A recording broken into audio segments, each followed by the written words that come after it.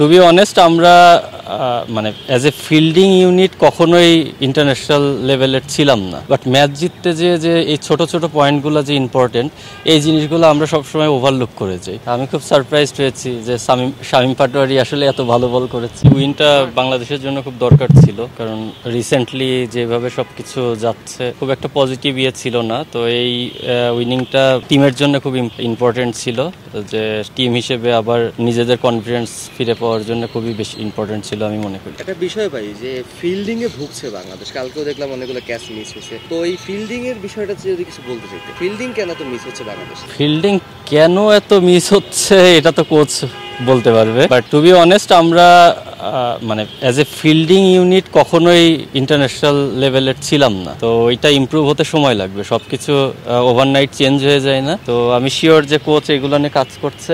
আর fielding এর জন্য যেই জিনিসগুলো ইম্পর্টেন্ট, আপনার অ্যাজিলিটি, তারপরে হাত, সবকিছু মিলিয়ে আমরা আসলে জাতিগতভাবেই সব দিক থেকে একটু মানে বিশেষ করে স্পোর্টসে আমাদের অন্যান্য দেশের তুলনায় আমরা অনেক পিছিয়ে আছি। যুক্তরাষ্ট্রের 1 নম্বর জিম চেইন গোল্ড জিম এখন আবারও বাংলাদেশে। বসুন্ধরা আবাসিক এলাকা ও বসুন্ধরা সিটি শপিং মলে। তো ওই জায়গাটায় যেতে শুধু একটা দুইটা জিনিস পরিবর্তন করলেই হবে না, এটা একটা লং প্রসেস। আমি শিওর যে এটা নিয়ে কাজ করছে, বাট এটা যদি আপনি ইন্টারন্যাশনাল লেভেলের করতে চান ওভারনাইট চেঞ্জ হবে না, এই জন্য সময় দিতে হবে এবং প্রপারভাবে কাজ করতে হবে। ভাই, মিরাজ ছিলেন, স্ট্র্যাটেজিক্যালিও খুব ভালো করেছিলেন, অথবা অফিসিয়ালি ক্যাপ্টেন্সি পাওয়ার পর মাত্র দুই ম্যাচ দিয়ে হয়তো বা জাজ করা কঠিন, কিন্তু একটা ম্যাচ করেছেন, 5-6 ম্যাচ তো দেখলেন।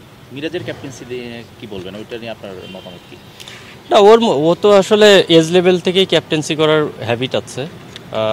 আর আমি যেটা মনে করি, ওর ম্যান ম্যানেজমেন্ট কোয়ালিটি খুব ভালো, মাশরাফি ভাইয়ের মধ্যে যেটা ছিল। তো আমার মনে হয় যে ও ভালো করবে, কারণ বাংলাদেশ ক্রিকেটে চলতে গেলে শুধু নলেজ হলে হয় না, ম্যান ম্যানেজমেন্ট পার্টটাও অনেক ইম্পর্টেন্ট। কারণ অনেক আছে অনেক ভালো নলেজ, কিন্তু বাকিদের সাথে কমিউনিকেট করতে পারে না।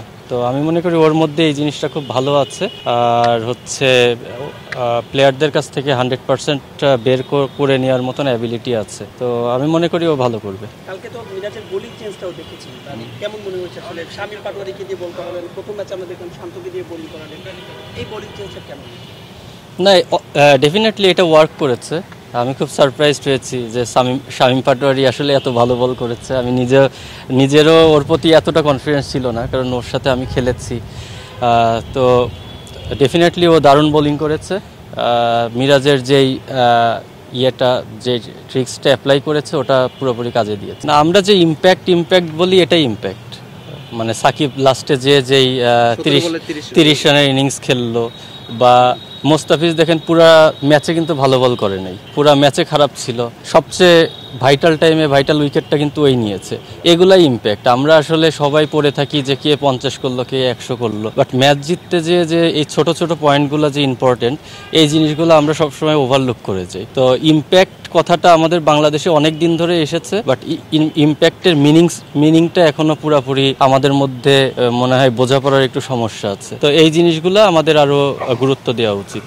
তানভীরের ফাইফার একটা মানে সেকেন্ড ওডিআইতে তিনি ফাইফার নিল, তো তার বোলিং হয়তো আপনার সামনে থেকে দেখেছেন। তো দেখেন, তানভীর ঘরোয়া লিগে তো লং টাইম খেলছে, ও ঘরোয়া লিগে অনেক দিন ধরে ভালো করেছে। তো ইন্টারন্যাশনালে ও মাত্র এসেছে, আর উইকেটটাও স্পিন সহায়ক ছিল। তো এখনই আসলে কাউকে সাকিব ভাইয়ের সাথে তুলনা করে দেয়া বা ওই ধরনের কোনো কিছু করাটা ঠিক না।